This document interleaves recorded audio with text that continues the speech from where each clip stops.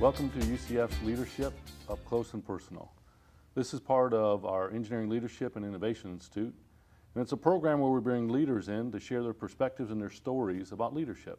We thank Duke Energy for their support of this program, and I thank Vinod Philip of Siemens to be here with us today to share your views. So appreciate you being here. Thank you, Tim. What I've heard you talk about and share is to be a leader, you first must lead yourself. What do you mean by that? So when I look at leadership, at the end of the day, leadership is about leading others.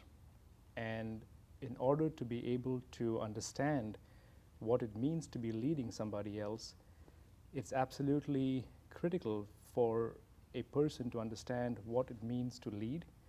And the best place to start, in my opinion, is with one's own life. Now, as a human, I perceive and I know that my life consists of different domains. And I define a domain like the domain of body or the domain of family. And the more I'm able to articulate what those domains are and find ways to balance those domains or integrate those domains, I lead myself through life in a way that maintains my dignity and fulfills my commitments and ambitions. As I go through that journey, what I feel is that I gain a greater understanding of what it means to be human. Mm-hmm. And since leadership is about leading humans, by being human and by understanding what it means to be human, it gives me a much stronger foundation to work from in leading others. So my sense is you've spent a lot of time thinking about what it means to be human, what it means to be a leader. And so before you can actually go lead folks, do you think you really have to spend that time reflecting upon it? Absolutely. I think the key to learning and experience is reflection. You cannot really gain an experience from just having been somewhere and having seen things occur. Mm-hmm. You have to understand why they occurred, what it means for you or for the others that the event had occurred. And in order to gain this insight, you have to sit and reflect on what just occurred. That's where experience comes from. So without experience, without reflection, there is no experience. There is just entertainment of some sort. Right. So you've got some experience and you reflect. How much do you go search for new models for different people's perspectives on leadership? Is it all Vinod's model, or are you studying and learning from other areas? For me, there is always a variety of models you can pick from, because there are different paradigms that exist in the world, and these paradigms consist of social, technological, economic situations that people live within. Mm-hmm. And to be a global leader, one needs to be able to understand that different paradigms exist and how people exist within those paradigms. So in order to understand how people exist within those paradigms, you have to have a framework to define existence in a certain paradigm. And given the fact that I have my own paradigm and my own mental model of the world, I per se cannot understand what another model looks like or feels like without having to learn from others who have been in those models. Right. So, in my opinion, there are many, many different models of reality and leadership. And I don't believe that one is necessarily better than the other. They're all different, and the way I assess the situation is what amalgamation of these different models, or what amalgamation of facets of these models make sense for me and are in line with my reality and my value system, and therefore my dignity. Okay. So I can't take Vinod's model and just automatically take it and make it mine. I probably have to change a little bit, reflect it, make it my own model? Absolutely. Because your view of reality is your view of reality. And your view of reality contains within it your life experiences, your own emotional and nervous state, Just like now. just like now. Yeah. So, therefore, what you can take from what I say are the triggers that trigger thoughts in your head, which are within your experience base, your life, and your reality, and construct a model. Leadership is not a plug and play kind of a system. It is not a tips and techniques and the 10 ways to become a quick leader. It doesn't work that way, in my opinion. Leadership is a journey, it's a very personal journey, and it has to mold itself around you and your life. So will I ever reach the end of my journey? Will I ever reach where I am the leader that knows it all? I would hope not, because then life becomes boring after that, right? So I think that it is a lifelong journey. And I'm quite certain that, and in fact, in the talk I gave before, one of the students came up to me and was talking about a comment I made regarding mastery, and I think, and he said, well, it's a mental block if you choose to be not Bill Gates and you'll never get there.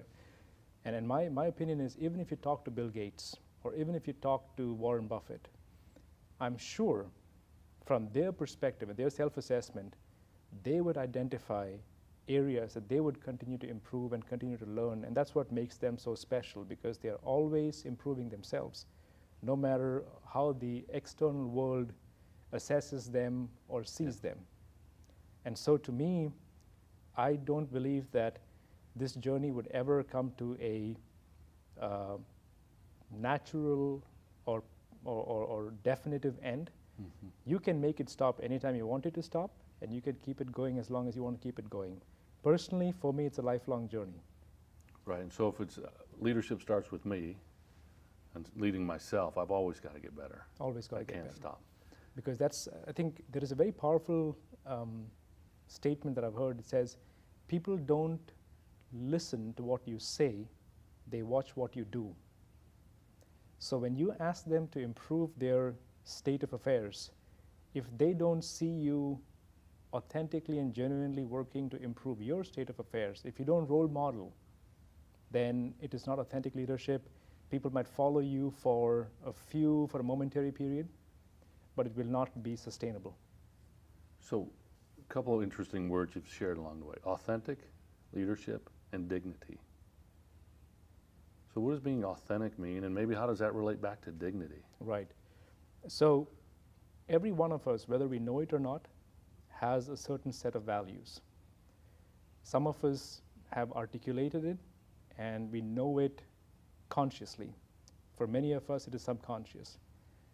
My view is that if you can consciously articulate what your values are and lead your life and the actions within your life to be such that they are in harmony with your value system or in congruence with your value system, then people will see you and sense you as being authentic.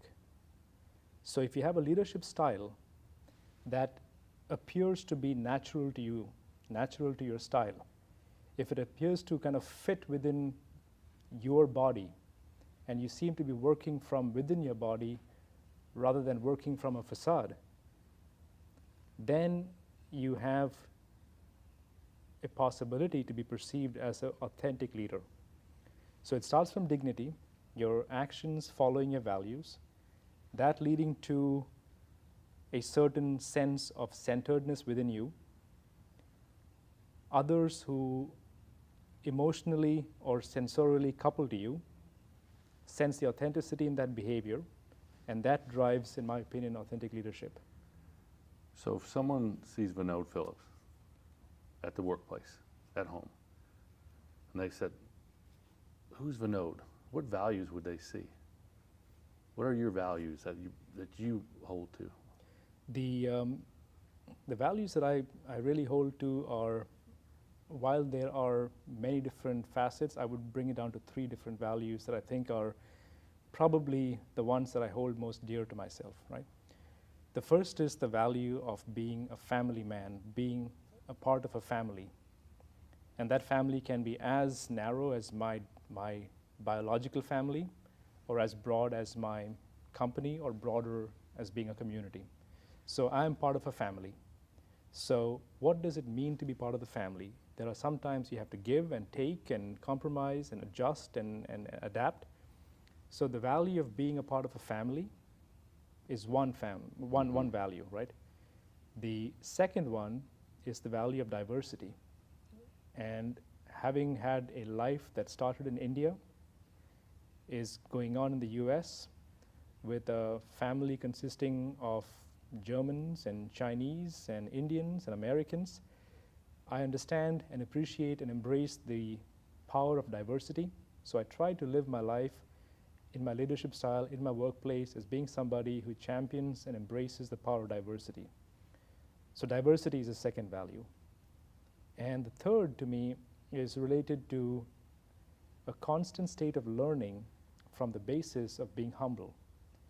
If one is humble, which is connected to the word to be human, then one would know that there is always a lot that you don't know, right? So constantly staying in this state of learning and educating yourself and growing and putting yourself in situations where you're outside a comfort zone, observing, listening, accepting ideas and thoughts and help from other people, and using all of this to get better,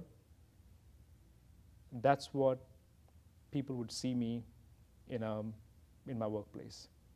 And I think that it makes me much more effective through this, because in order for me to fulfill these values, I have no choice but to ask help from others and put them in places where they can contribute, and that gives them a sense of dignity and a sense of fulfillment. And it's a bit of a snowballing effect that makes me enjoy doing what I do.